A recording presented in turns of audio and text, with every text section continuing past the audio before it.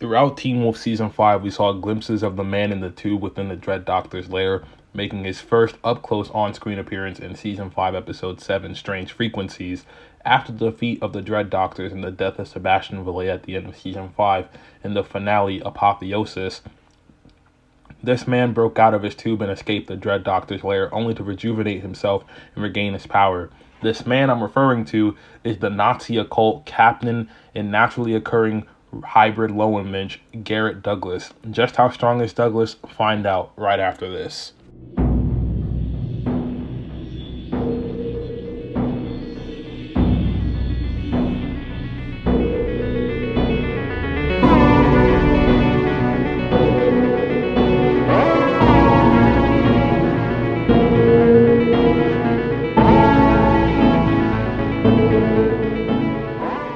Douglas made his first official appearance in Season 6, Episode 1, titled Memory Loss, which first premiered on November 15th, 2016.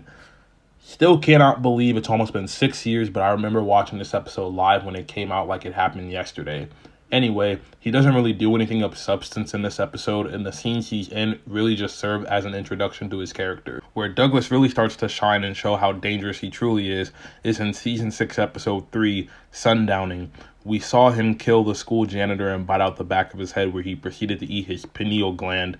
This power is specific to him, as he's the only known Lowenmensch in existence that we know of so far in the verse. Theo, in exchange for his freedom in the episode Blitzkrieg, explains what Douglas is and what the Dread Doctors wanted from him back during World War II.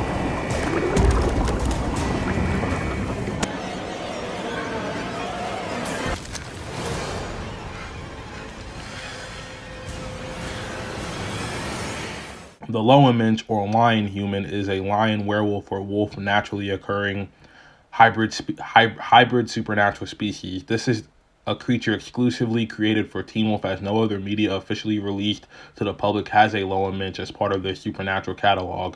The Lowenmensch was inspired by the real-life carving of a half-lion and half-man, also known as a were-lion. The prehistoric sculpture made from ivory was discovered in a German cave of the same name. What are you doing? This is faculty only. Then why are you the one leaving? What are you doing? Given the Lowenmensch's real-life historical origins within Germany, for speculation's sake, it's safe to assume that there are many other Lowenmensches in the MTV Teen Wolf universe, and that the species could possibly have originated from Germany, given the fact that Douglas is German and was a Nazi. While inspecting the victims from Douglas throughout the first 6 episodes of Season 6, Chris Argent, a very decorated hunter with decades of combat experience against numerous different supernatural creatures, stated in his own words that the amount of force it took for, in quotes, whoever or whatever, since at the time they knew nothing about Douglas, would easily make that creature have the strongest raw bite force he's ever seen from a supernatural in his life. It is believed to be the seat of the soul, a conduit to express our souls through physical actions. Back of her head cracked open. The size and bite pattern appear to match. Seems fair to assume that whoever took a bite out of Denise did the same to Mazzara. While not anywhere close to being in the top 10 for overall animals who possess the world's strongest bite force, the lion still has a decent bite force overall, easily putting it above the world's strongest bite force for a dog, which is 550 psi. A lion's bite force is easily 650 psi, pounds per square inch. Also, a lion's teeth are very well equipped to easily tear away the meat and crush the bones for any creature.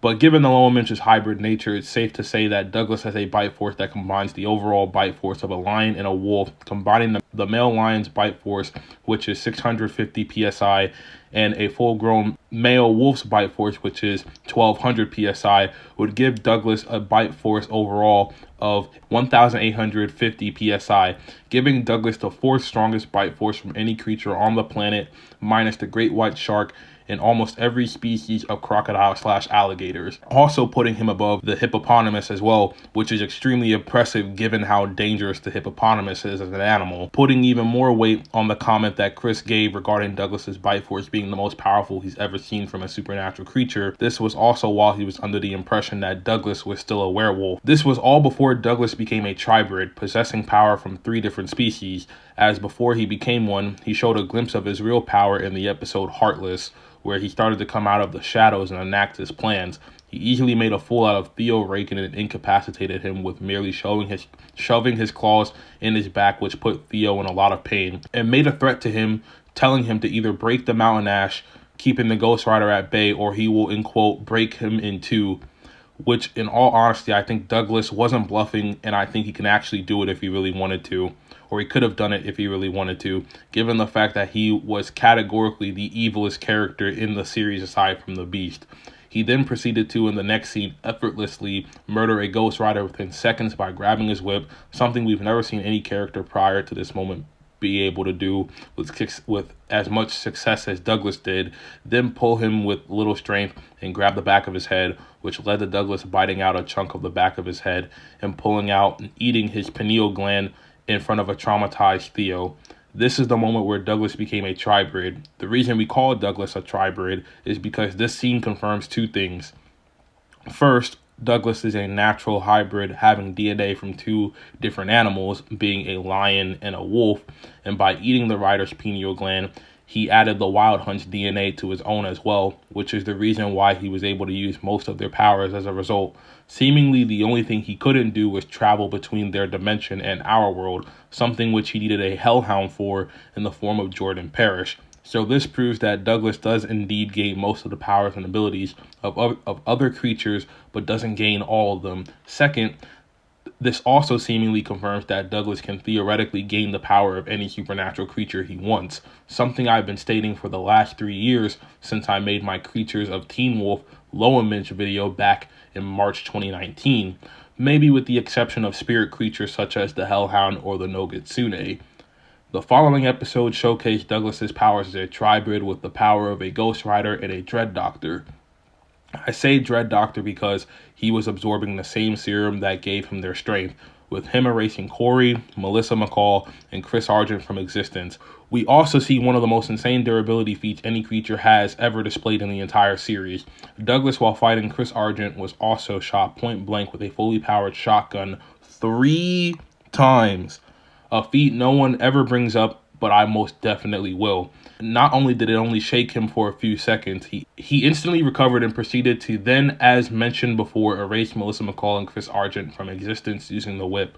This is even more impressive than the Sebastian Valet taking shots from Berettas from the Sheriff's Deputy feat from Apotheosis, and far surpasses any durability feat when it comes to being shot by gunfire for any other werewolf, including Scott McCall and Deucalion. The model of shotgun Chris Argent used was a Remington 870 Express, given the make of the shotgun shown on screen in the colorway which is black/dark blue. The shotgun ammo that was shot in this case was with a 12 gauge defensive buckshot, which is the gauge of Chris's shotgun, produced a force of upwards to 1,500 feet/pounds of energy when fired. This was the amount of force Chris released from the shotgun, and Douglas was shot 3 times. So he took in, when adding up the force of those 3 shots, around 4,500 pounds of force, and was able to recover within a few seconds and jump right back at Chris. This is wild given the fact that the amount of force required to chop off someone's head clean with one swipe is 2,023 pounds, something that characters such as Niklaus Michelson from the Vampire Diaries universe is more than capable of doing casually on a regular basis. We also have to take into account that since Douglas is a Nazi, he wasn't really trained in any particular hand-to-hand combat skills either, given that hand-to-hand combat wasn't a priority for the Germans during World War II. The German advantage derived from technological superiority, willpower, versatility, resilience, discipline, teamwork, forbearance, bravery, leadership, attention to detail, and a unified effort. Its commanders revealed competence, professionalism, and an intellectual ability, as well as concern for those they were leaders of. Germans as individuals can be tough. They also had their share of lone warrior types, but nevertheless, this was not a preference of theirs and not something they were known for. So he didn't really know how to fight properly either, since we do see he has some technical skill in his scuffle with Scott McCall in Season 6, Episode 10, Riders on the Storm. Given all of these feats, powers, and abilities, and with proper power scaling, Scott McCall should not have been able to touch this guy at all, seeing as he couldn't defeat a single Ghost Rider by himself on screen, even though he should be capable of doing so with proper scaling, and he was never able to defeat even one of the Dread Doctors. Douglas is said and implied to have the strength or around similar strength to both of those creatures combined. With all this being said, Douglas is definitely one of the most deadly and dangerous creatures in the entirety of the MTV Teen Wolf universe that we've ever seen. It was a good thing that the Ghost Riders added him to their ranks too, because this guy was also pure evil with no redeeming qualities, willingly sacrificing his own Nazi soldiers for his own personal means. This guy, as I repeat, was pure evil. Believe that. He was even